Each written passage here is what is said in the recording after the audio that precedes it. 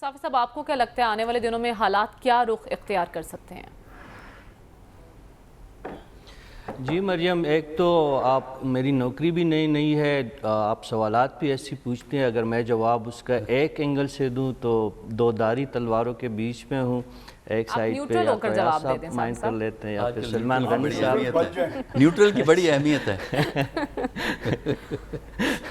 Neutral بھی جو ہے آج کل محفوظ نہیں ہے۔ بہرحال جو آپ نے حالات سنبھلنے کی باتیں کی ہے، تو مجھے نہیں لگتا کہ جس ملک میں سیاست، احتساب اور انصاف کی جو رخ ہو متعین نہ ہو اور سلیکٹیو ہو، تو میرے خیال میں اس ملک میں ہم لاکھ کہیں اور لاکھ دلائل دے اور لاکھ وجوہات بیان کرے، اس میں جلد حالات بہتری کی جو امید ہے وہ دیوانے کے خواب کے علاوہ کچھ بھی نہیں ہے۔ اب دیکھیں حالات کس طرح درست ہوں گے۔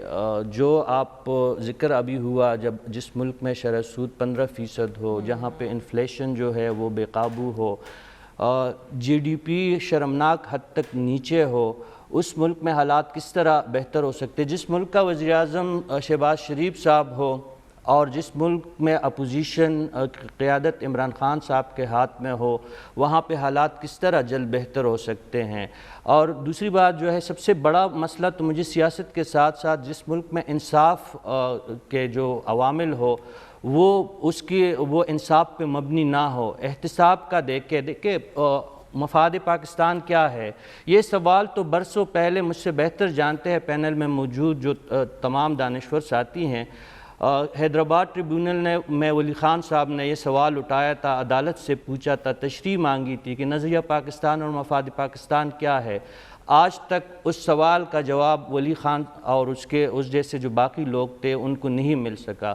غداری کا آپ دیکھیں، باچا خان اور سہروردی سے جو سفر کا آغاز ہوا ہے، حالیہ دنوں میں ایک آڈیو کلپ جو ہمارے سامنے آیا ہے، اگرچہ اس کی ابھی تصدیق یا تردید ہم حتمی طور پر اس کے بارے میں کچھ نہیں کر سکتے، لیکن ایک سابق خاتون اول غداری کی سرٹیفکیٹ بانٹنے کے لیے ایک پوری منصوبہ بندی کا اعلان کرتی ہے۔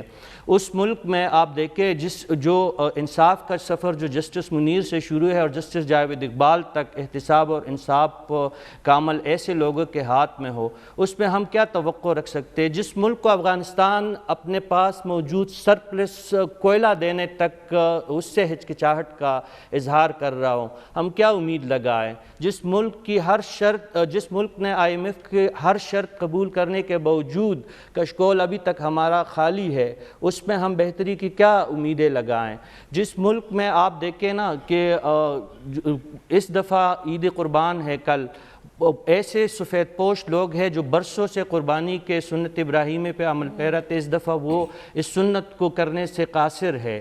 تو ہم کیا کہہ سکتے ہیں؟ جو بات کی گئی، جب تک سیاستدان اور ہمارے سیاست کا قبلہ ہمیں معلوم نہ ہو، اور اس سے زیادہ احتساب اور انصاف اگر سلیکٹیو کی بجائے وہ واقعی انصاف اور احتساب ہی کے ضابطوں کے تحت ہو، تو شاید پھر کچھ امید پیدا ہو۔ لیکن نا امیدی بھی جو ہے وہ بھی ہمیں کہا گیا ہے، ہمارے جو بانیان پاکستان ہے کہ امید پیوستہ رہ شجر سے امید بہار رکھ، تو ہم امید بہار رکھے ہوئے ہیں، اور عید کے ایام ہے تو ہو سکتا ہے کوئی اللہ معجزہ کرے اور کچھ بہتری کے حالات ہو، لیکن معروضی حالات ایسے نہیں ہیں جس میں ہم فوری طور پر کسی بہتری کی توقع کر سکیں۔